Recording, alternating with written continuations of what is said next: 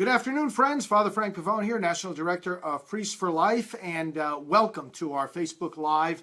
You know, last time we spoke to you, we spoke about our Hispanic outreach, and today I want to talk to you about another part of our work, a big part of our ministry, Rachel's Vineyard. This is the world's largest ministry for healing after abortion. Healing, forgiveness, reconciliation, the sacraments, confession, getting back right with the church, right with God, right with personal relationships, all the wounds that come after abortion, and they are many, are brought to Rachel's Vineyard and healed. This is a magnificent program. It was founded by Dr. Teresa Burke, a psychologist, and her husband Kevin, who is a social worker, and both of them are employed full-time by Priests for Life, which also funds and operates the national office of Rachel's Vineyard and their team based just outside of Philadelphia. So Rachel's Vineyard Ministries, which actually got started around the same time that Priests for Life did in the early 90s, but we ran on independent tracks for a while, but we began establishing a relationship, as we do with all the different pro-life ministries and healing ministries, and that relationship grew and we collaborated. Of course, a healing retreat for those who have been wounded by abortion is a natural activity for a priest, and so Priests for Life and Rachel's Vineyard began naturally helping one another. We were helping to promote the work of this retreat program, and then in 2003, we decided to enter into a formal relationship whereby the operation of the national and international headquarters and ministry and coordinating center of Rachel's Vineyard came under the umbrella of our Priests for Life family of ministry. So again, to make clear this relationship, we've got the Rachel's Vineyard Ministries operated by Teresa and Kevin Burke, Katie D'Annunzio, who heads up the main international office, and various staff members, all of them employed by Priests for Life and funded in that way. And Priests for Life making this a major object of our promotion, of our television and radio and internet efforts and our communications with the public. Doing what? Doing the urgent invitation to healing. And that's part of what I want to emphasize here, the urgent invitation to healing.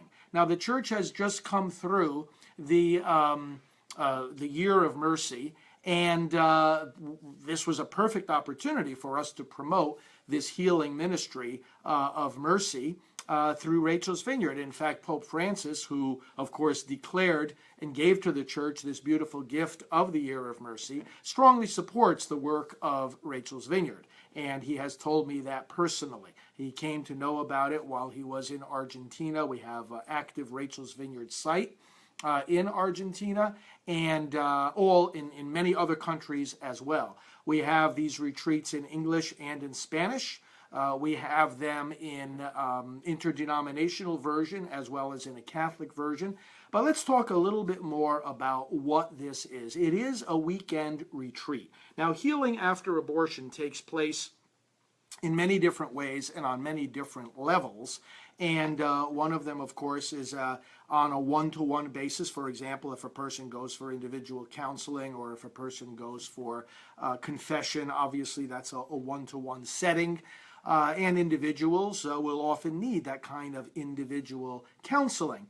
But also the group setting of a retreat where you would have various people who have been through a loss of a child to abortion coming together in a very confidential and safe setting and sharing their experience with each other, and finding in that group, which always includes a member of the clergy, always includes a certified therapist, so you have the psychological help, you have the religious, spiritual help. All of this is carefully designed. The team is carefully created with experienced people in these professional disciplines. And then you have a safe setting where people can share openly the pain, the despair that led them to abortion, the pain and despair that follow abortion, and then begin to take that road of healing. So the weekend experience, the retreat, is not meant to stand by itself, but it is a powerful catalyst, as you see in the testimonies of so many people. And by the way, if you go to rachelsvineyard.org, that's the main website, rachelsvineyard.org, then you will be able to see what the experience is of these people who have been through this. And they often say, this was the spark that led me to begin my journey of healing, or that helped me go forward on that journey of healing. Because healing is a journey, and it is a lifetime journey. And there are many different things that each individual who's being healed has to do. So nobody is saying, oh, you should only have the one-on-one approach, or you should only have the group approach. No. Life is what it is. It's a multitude of relationships, a multifaceted journey with a lot of different tools that we use and a lot of different encounters that we have. And Rachel's Vineyard is based on that. It is based on the fact that abortion is a relational wound. You know, it's one of the myths, one of the many lies of the other side that promotes abortion, to say that it's only a private, purely personal choice with purely private personal implications. Nothing can be farther from the truth. Abortion is public, it is relational, and every abortion impacts multiple people. Nobody has an abortion and is just impacted privately by it. There is no such thing. Every abortion has multiple effects, ruins multiple relationships, and there's no way to avoid that. So when you're dealing with the healing in a group setting, a person is able to come to terms with that and to say, you know, this is more than something just happening in my own mind and heart. Other people have been affected by my abortion. I need to be able to approach other people, to express my disappointment, my anger, to express my desire for reconciliation and healing. There are a lot of different dimensions to this, and being on the weekend program helps it. Rachel's Vineyard it was created, as I said, by Dr. Teresa Burke and Kevin Burke, and it's based on solid research into trauma, abortion as a trauma, and trauma theory is a lot of what is behind the way that the Rachel's Vineyard Retreat Program is set up. And you can read and learn a lot about this through Dr. Teresa Burke's book called Forbidden Grief. Forbidden Grief. We'll talk about this more in future times in chatting with you, but Forbidden Grief is an excellent book to read to see the psychological basis of what happens in Rachel's Vineyard. Now, besides being based on sound psychology and research, the Rachel's Vineyard retreats are based on solid spirituality, the power of the Word of God, and the sacraments. Now, as I say, there are Catholic retreats and there are also interdenominational retreats, because listen, the pain of abortion knows no denominational boundaries, and the healing of Jesus Christ doesn't know any denominational boundaries either. So there are retreats that are for anyone and everyone who wants to turn to God and ask Him to take away the pain and despair and guilt of abortion. But in the Catholic settings of these retreats, obviously, we have the sacraments. And so the power of the Eucharist is there, the power of confession, the opportunity for people to come and to bring their sin and their burden and their guilt before the Lord and to be reconciled not only with God, but with the church. This is a key part of the Rachel's Vineyard experience. And also, as I said, based on the Word of God, Rachel's Vineyard employs what are called living scriptures. And this is where the scriptures are used, the powerful scriptural passages that speak of healing, that speak of forgiveness, are literally relived in the context of the small group that's making the retreat. So as an example, when Jesus cries, when the blind man, Bartimaeus, cries out to Jesus, you know, Lord, I want to be healed, I want to see. Then what happens is that the priest goes around to the various people sitting in the room who have been through abortion, and those people repeat those words of the blind man, Lord, I want to see. And they're living the scriptures. They're living that moment as they're crying out to God from the pain of their abortion. And they experience His presence, his mercy, his healing, the power of his word and of his grace at that moment. The journey that each person makes on this retreat is unique. Each person has their own unique experience and journey here. But brothers and sisters, it is very, very powerful. People are coming to know the mercy and healing of Christ, of his church, of the pro-life movement. We who reject abortion, and this is a key aspect of what we are doing in Rachel's Vineyard, we who reject abortion do not reject those who have had abortions, but rather we welcome them back with mercy, forgiveness, and peace. I have ministered to people who have had as many as 25 abortions. 25 abortions. And our message to them is that no matter how many times you have had your own child killed, the doors of the church are open, the doors of God's mercy are open, and we do not stand before you pointing fingers of judgment and condemnation. That is never our role or our task. We are here to extend hands of mercy and help and hope and healing. That's what Rachel's Vineyard is all about. And that's why I'm privileged to be the pastoral director of Rachel's Vineyard, not only throughout the United States, but throughout the entire world. Again, as I already explained, but for those of you that are just joining us, this is a ministry of Priests for Life. It operates under the umbrella of Priests for Life. We fund and employ the national team and the founders and co-founders of Rachel's Vineyard, and we promote it vigorously in everything that we do.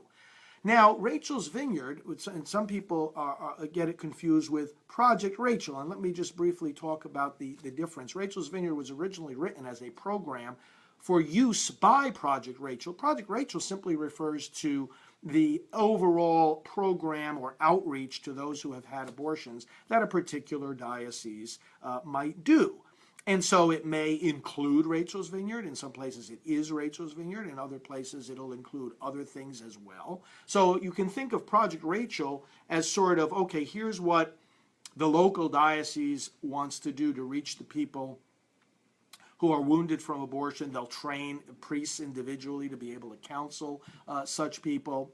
And then the Project Rachel outreach of a particular diocese may choose to use or support in some official way the Rachel's Vineyard retreat. And so that's the relationship.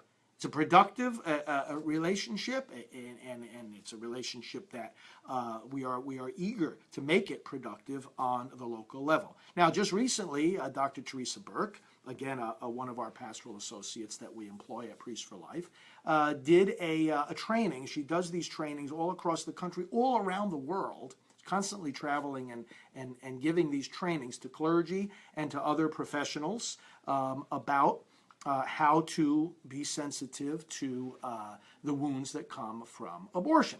And she just got back from the state of Washington. And I'm very grateful to the Diocese of Spokane, Washington, and to the Diocese of Yakima, Washington, for hosting Dr. Teresa Burke and supporting Rachel's Vineyard and giving a platform to give this particular teaching and training to the priests and others that came. These are some of the other dioceses that likewise support, sponsor Rachel's Vineyard. The Archdiocese of Mobile, the Diocese of Stockton, the Diocese of Oakland, the Archdiocese of Hartford, the Diocese of Honolulu, the Diocese of Peoria, the Diocese of Lafayette, Indiana, the Archdiocese of Indianapolis, the Diocese of Dodge City, the Diocese of Salina, the Diocese of Lexington, the Diocese of Lake Charles, the Archdiocese of New Orleans, the Archdiocese of Baltimore, the Diocese of Portland, Maine, the Diocese of Saginaw, the Diocese of Charlotte, the Diocese of Bismarck, North Dakota, the Diocese of Metuchen, New Jersey, the Archdiocese of Newark, the Diocese of Patterson, Diocese of Albany, the Diocese of Ogdensburg, the Diocese of Harrisburg, the Diocese of Providence, the Diocese of Charleston, South Carolina, the Diocese of Rapid City, the Diocese of Memphis, the Diocese of San Angelo, the Diocese of Arlington, the Diocese of Madison, and the Diocese of Wheeling, Charleston, West Virginia. These are just some of the dioceses that support the work of Rachel's Vineyard, have it as part of their program and what they offer to their people. Now, brothers and sisters, let me say one more thing about this whole ministry. This is a ministry of mercy. So many people support this work of Rachel's Vineyard, and you can find out where the various retreats are. The retreats that are advertised on rachelsvineyard.org. That is the main website, rachelsvineyard.org, and you can see the listing of the retreat sites and where people can go to find this healing. And some people think, oh, well, now who can possibly be opposed to this? Who can possibly, not want to see people restored to healing and forgiveness and mercy? Some people think, well, this is the easy part of the pro-life effort because after all, we're not out there, protesting or fighting in the political arena or legislative arena. Certainly, everybody can be united in this effort to have healing after abortion. It's not that way. There is opposition, vigorous opposition, to the effort to bring healing to people after abortion. And you know why? The reason is really very simple. Because you don't get healed from something good. As soon as you say healing after abortion, you are saying that there are wounds from abortion. As soon as you say that there are wounds from abortion, you're saying abortion is a bad thing rather than a good thing. As soon as you say abortion is a bad thing, then those who are ideologically and politically committed to abortion and to advocating for it as a right and to promoting it as a good and to selling it as a product and to protecting it because they're in the political league that protects it, guess what they're going to do? They're going to oppose these efforts of healing after abortion.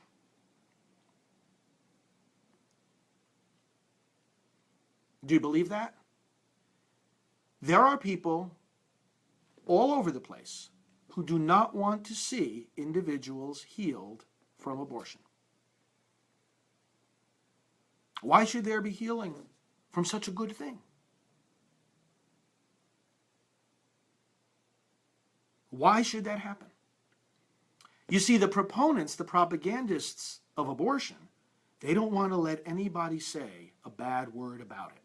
That's the problem. So anytime we advance, whether it's in the political arena, the legislative efforts, or the educational efforts, or the healing efforts, or for that matter, even the pregnancy centers and providing the alternatives to abortion, brothers and sisters, it is always a battle. Always. It is always a battle. It's always going to be a battle. And it is a battle that we are not going to shrink away from in any way, shape, or form. We are going to redouble our efforts. We are going, if we're getting 100 people today finding healing after abortion, we are going to get 200 tomorrow. If we're getting 1,000 this week, we're going to get 5,000 next week. This is the determination with which we are carrying out this great healing mission. And that is why the church is so committed to healing and mercy and forgiveness. And that is why all of us who oppose abortion do not oppose those who have had abortions. In fact, the very reason we are opposing abortion is because we know it hurts the moms who undergo the procedure. And you know who else it hurts? The dads. It hurts the grandparents. It hurts the siblings who are survivors in that family. It hurts the aunts, the uncles, the cousins who have all lost a family member. It hurts the friends who might help their friend to get an abortion. It hurts the abortionists who perform the procedure and their staff who assist them. And it hurts the pro-life people who try to save those lives and often fail to save them. It hurts us too. The pain of abortion, nobody has a monopoly on the pain of abortion. It spreads to everyone. We all suffer under this burden. And that's why efforts like Rachel's Vineyard extend also to the whole family. There are fathers who sometimes make the Rachel's Vineyard retreats, and even siblings of the aborted child. Anyone who is mourning that child lost to abortion has a place in this process of healing. And that's why in another initiative that we have at Priests for Life, healing the shock waves of abortion is an important thing that we do. Healing the shock waves of abortion means ministering to all these other groups besides the mom and the dad, again, the grandparents, the siblings, the other relatives, the friends, the abortionists and their staff, and the pro-life people, because we have to mourn too the babies who were aborted today and will be aborted again tomorrow. Brothers and sisters, thank you for your attention to this. Those of you who are on the same page as we are, understanding what abortion is, fully committed to ending it, I ask you today, help us to spread the word of healing and mercy and forgiveness, because when we can break through that stereotype and destroy that idea that is so judgmental of us, that we are being harsh and that we are somehow against the people who have had abortions, when we can let people understand that we who oppose abortion do not oppose those who have had abortions, but rather we are on their side and we want them to find healing and peace, well then we will be that much further ahead in promoting all the rest of the message too. For those of you who are not on the same page about abortion, this is all going to sound very strange to you, because you're going to think that, oh, well, you know, what kind of wounds are these? These aren't even real babies. Well, you see, that's the step one of the problem. If you don't understand these babies as real babies, then you don't understand the people who undergo abortion, because they know that they have had their child killed. They know that. They don't need us to tell them that. We're here to help them heal from a wound that they know that they have. But people, and some of them are among you who are watching, are telling them, oh, it's no big deal. That's not really a baby. Not only are you offending that baby who's killed, you're offending that woman who had an abortion that you think you're helping. You think you're advocating for her? I'm talking now directly to those of you who call yourselves pro-choice or in favor of abortion. Why don't you stop hurting the women who have abortions?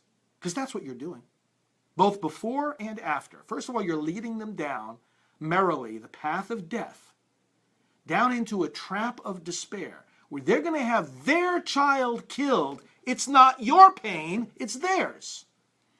And by supporting abortion, calling it a choice, calling it a right, thinking it's okay, making other people think it's okay, you have placed, and you are guilty of placing, a tremendous burden of pain on that particular woman that you think you're helping, that you think you're promoting her choice.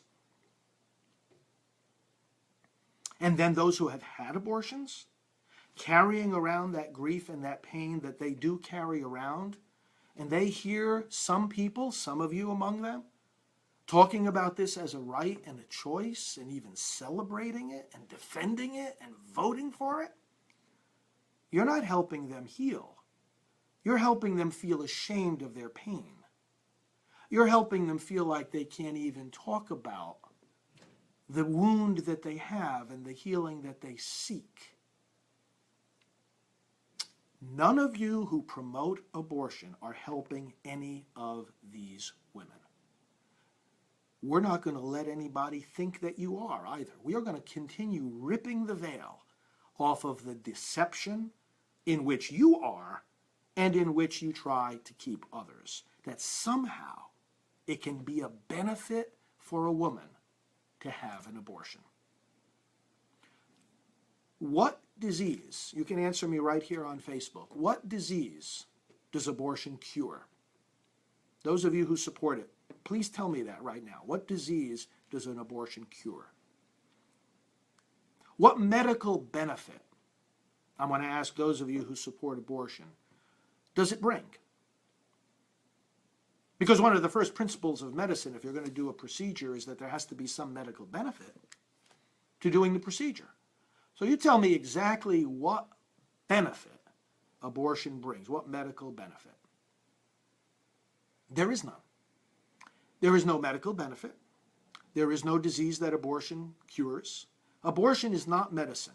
It is a caricature of medicine. It is a thief disguising as medicine. Abortion is nothing more than a dirty act of violence. And again, we who oppose it do not oppose the women who have abortions. We're on their side. See, this is not a question of a clash between the rights of the mother and the rights of the child. That's not what this battle is about. The real difference between those who promote abortion and those of us who promote life is not that we care for the baby and they care for the mother. You know what the real difference is? They think you can separate the two, and we say you can't. To be pro-life is to be pro-woman. We don't say love the baby and forget about the mother. We say you have to love them both, because you can't hurt one without hurting the other, and you can't love one without loving the other. And that's why I serve as the pastoral director of Rachel's Vineyard. That's why we as Priests for Life promote the ministry of Rachel's Vineyard. That is why rachelsvineyard.org is the place you need to go to learn more about this. And we'll talk more about it in future videos. This is just a skimming the surface, a very brief introduction, a little pointer. We're going to go into more detail in future broadcasts. But brothers and sisters, let's get the word out there urgently and quickly that so many people are hurting from abortion. They need the healing that Christ and the church and the pro-life movement want to give to them, that we at Rachel's Vineyard want to give to them. And there's only one way they're going to find it. When you join hands with us, when you join your voices to ours, when you join your resources to ours, support us and help us to do this work, when you get out there on social media and email and in your churches and in your opportunities on radio and television, any and every way you can, word of mouth, to spread the urgent word that healing is available, that it's taking place now, and that the sooner we get people to healing, the stronger their families will be, the stronger our society will be, the more whole they will be in the sight of the Lord and of their brothers and sisters. So thanks for spending some time with me this afternoon and listening to my reflections on Rachel's Vineyard. And again, to all of you who are supporters of abortion, think twice and listen to the voices of the women who have actually been through it. You can find out more from them on abortiontestimonies.com. Listen to their voices. Don't just listen to your own. Listen to theirs, and then come back to me and talk about what's good for women. God bless you, friends. Talk to you soon.